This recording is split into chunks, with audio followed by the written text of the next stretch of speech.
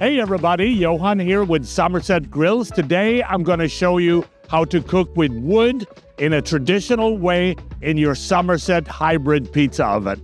So the wood fire mode delivers authentic flame, smoke, and high radiant heat, ideal for traditional Neapolitan-style pizza cooking. Make sure that you cover the back and the right burner with their gas covers. We're going to insert the wood rack and place dry and seasoned hardwood on the wood rack.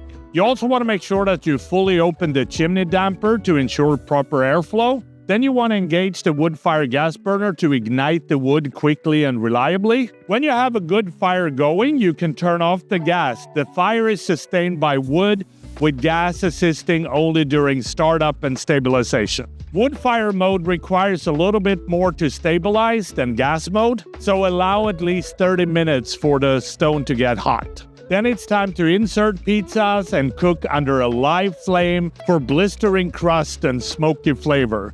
The wood fire mode is about experience, character, and tradition, delivering unmatched flavor, and also it just looks amazing cooking with wood. And that's how easy it is to cook authentically with real wood in your Summerset Hybrid Pizza Oven.